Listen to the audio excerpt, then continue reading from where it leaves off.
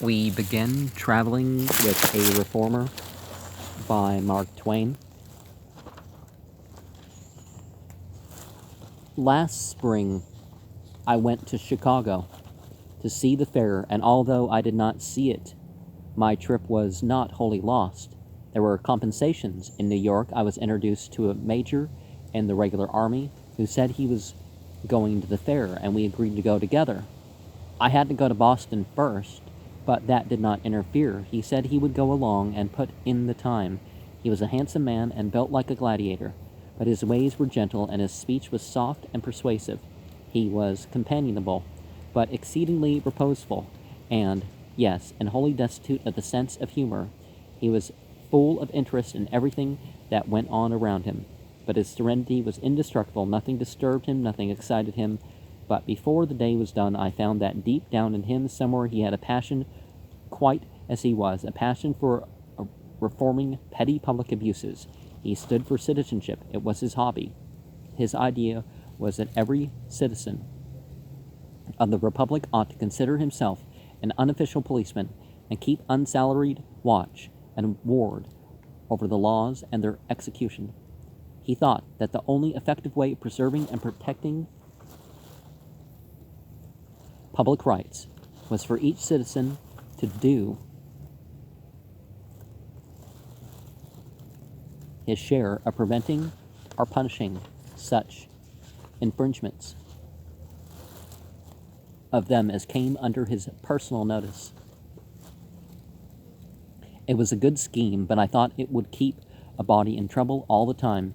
It seemed to me that one would be always trying to get offending little officials discharged and perhaps getting laughed at for all reward. But he said, no, I had the wrong idea, that there was no occasion to get anybody discharged, that, in fact, you mustn't get anybody discharged. That wouldn't itself be a failure. No, one must reform the man, reform him, and make him useful where he was. Mustn't one report the offender and then beg his superior not to discharge him, but reprimand him and keep him? No, that is not the idea. You don't report him at all, for then you risk his bread and butter. You can act as if you were going to report him when nothing else will answer, but that's an extreme case. That is a sort of force, and force is bad. Diplomacy is the effective thing. Now, if a man has tact, if a man will exercise diplomacy, for 2 minutes we had been standing at a telegraph wicket, and during all this time the major had been trying to get the attention of one of the young operators, but they were all busy skylarking. The major now spoke and asked one of them to take his telegram, for he got a reply. I reckon you can wait a minute, can't you? The skylarking went on. The major said yes. He was not in a hurry. Then he wrote another telegram. President, Western Union Telegram Company, come and dine with me this evening. I can tell you how business is conducted in one of your branches. Presently, the young fellow who had spoken so pertly a little before reached out and took the telegram, and when he read it, he lost color and began to apologize and explain. He said he would lose his place if this deadly telegram was sent, and he might never get another. If he could be let off this time, he would give no cause of complaint again, and the compromise was accepted. As we walked away, the major said, now you see that this was diplomacy, and you see how it worked. It wouldn't do any good to bluster the way people are always doing. That boy can always give you as good as you send, and you'll come out defeated and ashamed of yourself, pretty nearly always. But you see, he stands no chance against diplomacy. Gentle words and diplomacy, those are the tools to work with. You see. Yes, I see. But everybody wouldn't have had your opportunity. It isn't everybody that is on those familiar terms with the President of the Western Union. Oh, you misunderstood. I don't know the President. I only used him diplomatically. It is for his good and for the public good. There is no harm in it, I said with hesitation and diffidence. But is it ever right or noble to tell a lie?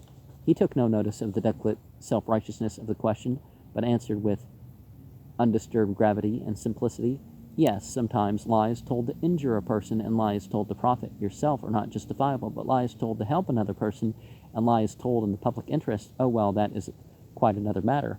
Well, if you tell the truth and people are going to assume something else, that's on them too. But anybody knows that. But never mind about the methods. You see the result. That youth is going to be useful now and well behaved. He had a good face. He was worth saving. Why, he was worth saving on his mother's account, if not his own. Of course he has a mother, sisters too. Damn those people who are always forgetting that. Do you know, I've never fought a duel in my life, never once. And yet you have been challenged, like other people. I could always see the other man's unoffending women folks, or his little children standing between him and me. They hadn't done anything. I couldn't break their hearts, you know. He corrected a good many little abuses in the course of the day, and always without friction, always with a fine and dainty diplomacy which left no sting behind, and he got such happiness and such contentment out of these performances that I was obliged to envy him his trade, and perhaps would have adopted it if I could have managed the necessary deflections from fact as confidently with my mouth as I believe I could with a pen, behind the shelter of print, after a little practice. Away, late that night, we were coming uptown in a horse car with 3 boisterous roughs, got aboard, and began to fling hilarious obscenities and profanities right and left among the timid passengers, some of whom were women and children. Nobody resisted or retorted. The conductor tried soothing words and moral suasions, but the roughs only called him names and laughed at him. Very soon I saw that the major realized that this was a matter which was in his line. Evidently he was turning over his stock of diplomacy in his mind and getting ready. I felt that the first diplomatic remark he made in this place would bring down a landslide of ridicule upon him, and maybe something worse. But before I could whisper to him and check him, he had begun, and it was too late. He said in a level and dispassionate tone, "Conductor, you must put these swine out. I will help you." I was not looking for that. In a flash these 3 roughs plunged at him, but none of them arrived. He delivered 3 such blows as one could not expect to encounter outside the prize ring, and neither of the men had life enough left in them to get up from where he fell. The major dragged them out and threw them off the car, and we got underway again. I was astonished to see a lamb act so, astonished at the strength displayed and the clean, comprehensive result, astonished at the brisk and businesslike style of the whole thing. The situation had a humorous side to it, considering how much I had been hearing about mild persuasion and gentle diplomacy all days from this pile driver, and I would have liked to call his attention to that feature and do some sarcasms about it. But when I looked at him, I saw that it would be of no use. His placid and contented face had no ray of humor in it. He would not have understood. When we left the car, I said, "That was a good stroke of diplomacy. 3 good strokes of diplomacy, in fact." That wasn't diplomacy. You're quite in the wrong. Diplomacy is a wholly different thing. One cannot apply it to that sort. They would not understand it. No, that was not diplomacy. It was force. Now that you mention, yes, I think perhaps you were right. Right, of course I'm right. It was just force. I think myself it had the outside aspect of it. Do you often have to reform people that way? Far from it. It hardly ever happens. Not oftener than once in half a year on the outside. Those men will get well. Get well? Why, certainly they will. They are not in any danger. I know how to hit and where to hit. You notice that I did not hit them under the jaw. That would have killed them. I believe that. I remarked rather wittingly, as I thought, that he had been a lamb all day, but now had all of a sudden developed into a ram, battering ram. But with dulcet frankness and simplicity, he said no. A battering ram was quite a different thing, and not in use now. This was maddening, and I came near bursting out and saying he had no more appreciation of wit than a jackass. In fact, I had it right on my tongue, but did not say it knowing there was no hurry, and I could say it just as well some other time over the telephone. We started to Boston the next afternoon. The smoking compartment in the parlor car was full. We went into the regular smoker. Across the aisle, in the front seat, sat a meek, farmer-looking old man with a sickly pallor in his face, and he was holding the door open with his foot to get the air. Presently, A big brakeman came rushing through, and when he got to the door he stopped, gave the farmer an ugly scowl, then wrenched the door to with such energy as to almost snatch the old man's boot off.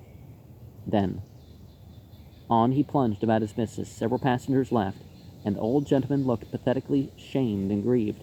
After a little, the conductor passed along, and the major stopped him and asked him a question in his habitually courteous way. "Conductor, where does one report the misconduct of a brakeman? Does one report to you? You can report him at New Haven if you want to." "What has he been doing?" The major told the story. The conductor seemed amused. He said, with just a touch of sarcasm in his bland tones, "As I understand you, the brakeman didn't say anything." "No, he didn't say anything, but he scowled, you say?" "Yes." "And snatched the door loose in a rough way?" "Yes." "That's the whole business, is it?"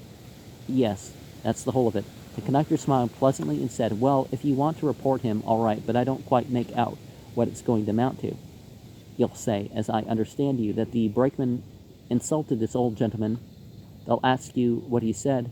You'll say he didn't say anything at all. I reckon they'll say, how are you going to make out an insult when you acknowledge yourself that he didn't say a word?" There was a murmur of applause at the conductor's compact reasoning, and it gave him pleasure. You could see it in his face, but the major was not disturbed. He said, "There, now you have touched upon a crying defect in the complaint system. The railway officials, as the public think, and as you also seem to think, are not aware that there are any kind of insults except spoken ones. So nobody goes to headquarters and reports insults of any manner, insults of any gesture, look, and so forth. And yet these are sometimes harder to bear than any words. They are bitter hard to bear because there is nothing tangible to take hold of, and the insulter can always say, if called before the railway officials, that he never dreamed of intending any offense. It seems to me that the officials ought to specially and urgently request the public to report unworded affronts and incivilities." The conductor laughed and said, "Well, that would be trimming it pretty fine, sure, but not too fine, I think. I will report this matter at New Haven, for I have an idea that I'll be thanked for it." The conductor's face lost something in its complacency. In fact, it settled to a quite sober cast as the owner of it moved away. I said, "You're not really going to bother with that trifle, are you?" "It isn't a trifle. Such things ought always to be reported.